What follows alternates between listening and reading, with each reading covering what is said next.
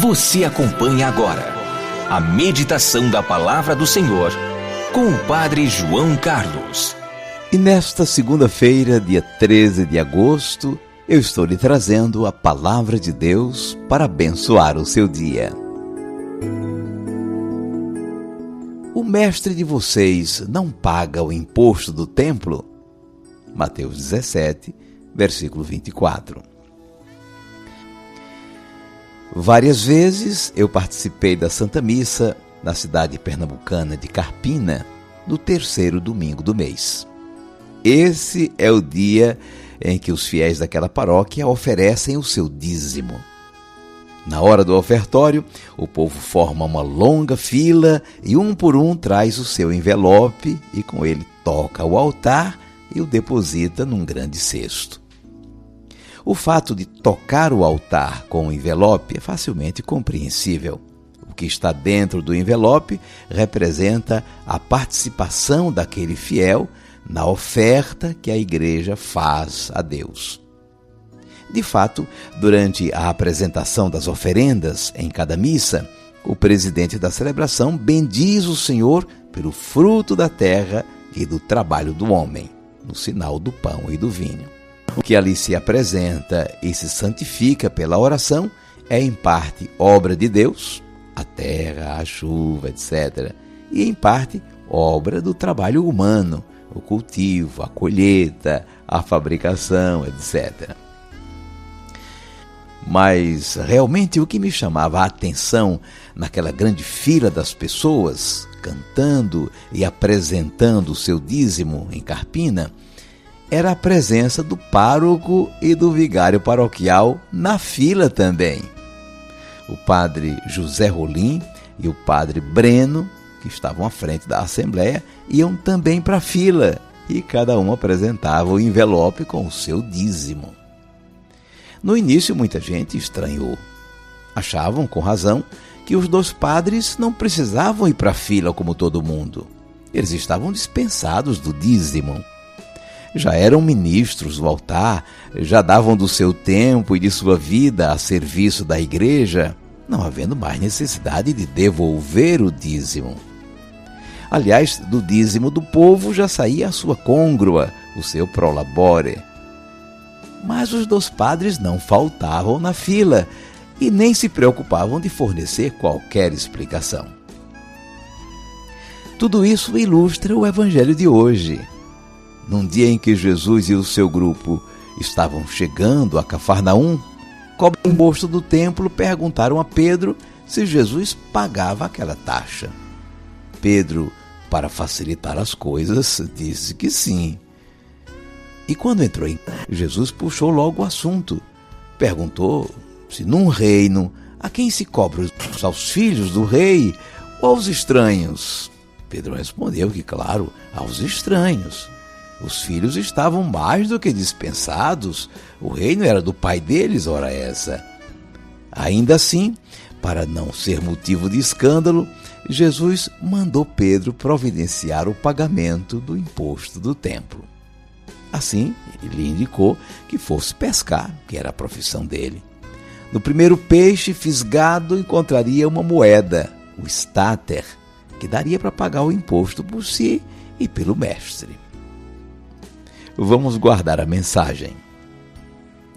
3 coisas, pelo menos, podemos aprender com essa página do Evangelho de hoje. O primeiro ensinamento vem dos chatos que cobraram o imposto.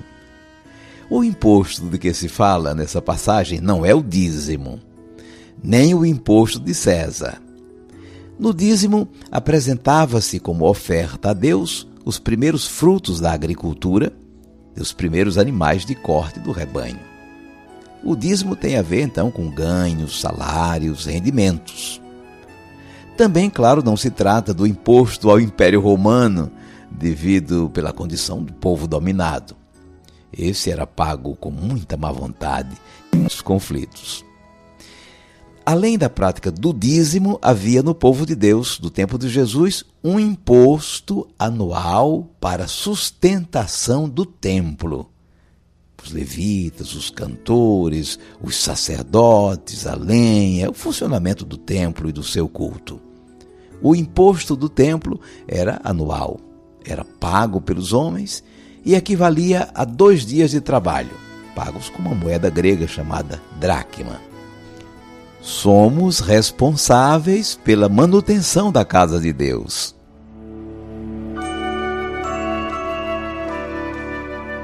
O segundo ensinamento vem do exemplo de Jesus. Ele não estava obrigado, como filho de Deus. Aliás, muita gente, pela sua ligação com o templo, estava dispensada. Sacerdotes, levitas, rabinos. Mas Jesus fez questão de participar, de dar bom exemplo, de mostrar-se também comprometido. Nessa responsabilidade com a casa de Deus, ninguém deve se omitir. As lideranças podem ajudar muito, como Jesus, como o Padre Rolim e o Padre Breno, dando bom exemplo. O terceiro ensinamento vem do peixe. É verdade que Pedro foi pescar, mas o que se conseguiu para a oferta do imposto não foi só trabalho de Pedro, mas foi particularmente providência divina. Ele encontrou a moeda na boca do peixe, conforme a palavra de Jesus. Isso dá para a gente entender facilmente. Aquilo com que colaboramos na casa de Deus não vai nos fazer falta. E mais, quando não temos, aparece um jeito, coisa mesmo da providência de Deus. Muita gente já experimentou isso. O mestre de vocês não paga o imposto do templo? Mateus 17, versículo 24. 5 segundos para você falar com Deus.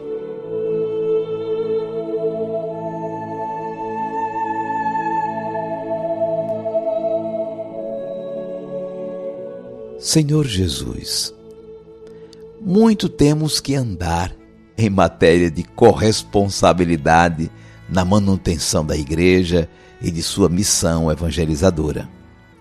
O nosso dízimo nem devia ter esse nome, pois não passa de uma simples oferta que não tem relação com os nossos ganhos reais. E as nossas ofertas, ao menos as que oferecemos nas celebrações, são trocados dignos de um esmoler. Damos esmolas, não sustentamos a casa de Deus.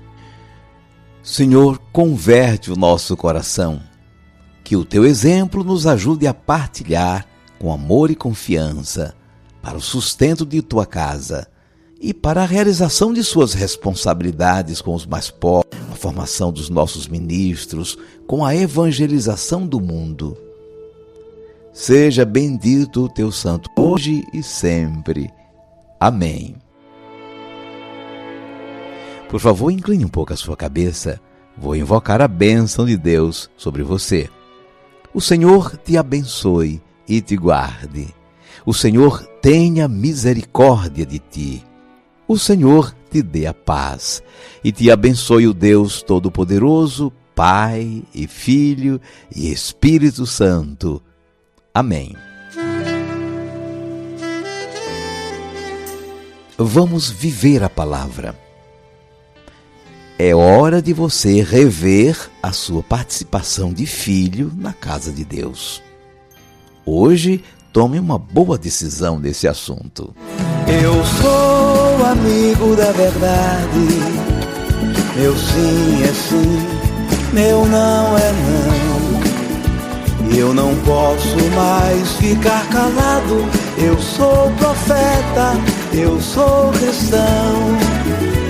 Eu sou amigo da verdade. Meu sim é sim, meu não é não. Eu não posso mais ficar calado. Eu sou profeta, eu sou cristão. Eu não posso mais ficar calado. Eu sou profeta, eu sou cristão.